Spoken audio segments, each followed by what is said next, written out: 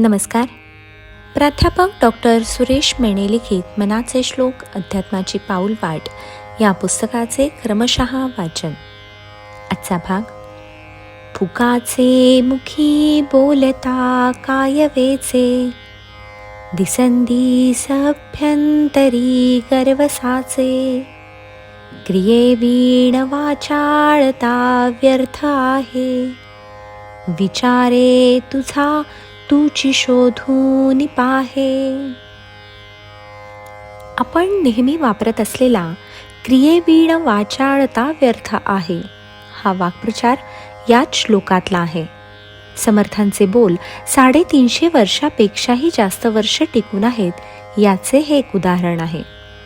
समर्थ म्हणतात की काहीच कार्य न करता केवळ फुकाची बडबड करणाऱ्याला काहीच खर्च येत नाही. निरर्थक गप्पा, वादविवाद यामधून फक्त वेळ वाया जातो, हाती काही लागत नाही. या पोकळ वादविवादातून फक्त करमणूक होते. याचबरोबर यामध्ये एक मोठा धोका आहे व तो म्हणजे माणसाचा अहमपणा वाढत जातो. त्याला असे वाटते की मी म्हणजे फार विद्वान आहे, ज्ञानी आहे व त्यातून त्याचा गर्व वाढत जातो. कृतिशून्य माणसाला फक्त वाचिक बडबड करण्याची, भाषणं देण्याची फार हौस असते. दारू पिऊन दारूबंदीवर भाषणं करणारे विद्वान आपण नेहमीच पाहतो. भाषणे देता देता ही माणसे स्वतःला विद्वान समजतात व इतरे जनांना तुच्छ लेखतात. एक जुनी गोष्ट आहे. एकदा एक असेच विद्वान पण अभिमानी शास्त्रीजी प्रवासाला निघाले होते.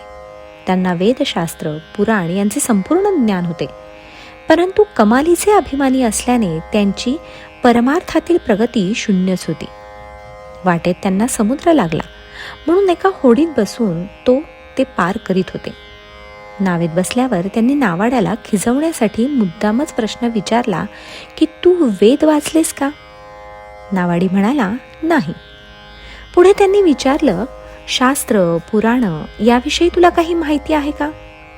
तेव्हा नावाडी म्हणाला, नाही बुवा, मला तर काहीच माहीत नाही.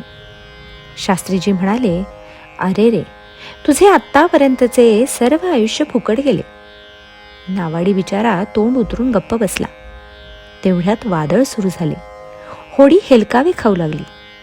नावाडी म्हणाला, शास्त्रीजी, होडी उलटण्याची शक्यता आहे. शास्त्रीजींची दाणादाण उडाली. नावाडी म्हणाला, शास्त्रीजी, तुम्ही एवढे विद्वान आहात तर तुम्हाला पोहता येत असेलच. तेव्हा शास्त्रीजी म्हणाले, नाही रे बाबा, ते मला येत नाही, मी पोहण्याचे शिकलो नाही. तेव्हा नावाडी म्हणाला, अरे रे शास्त्रीजी, तुमचा तर पूर्ण जन्म फुकट गेला, आता काय उपयोग? त्या क्षणी होडी उलटली व शास्त्रीबुवा पाण्यात दिसेनासे झाले. यातील गमतीचा भाग व फुकाची बडबड व अभिमानाचा भाग जरी सोडला तरी माणसाने कृतिशून्यता न दाखवता, वाचाळपणा न करता कृती करणे महत्त्वाचे आहे. कारण आधी केले व मग सांगितले तरच लोकही त्याचा बोध घेतील.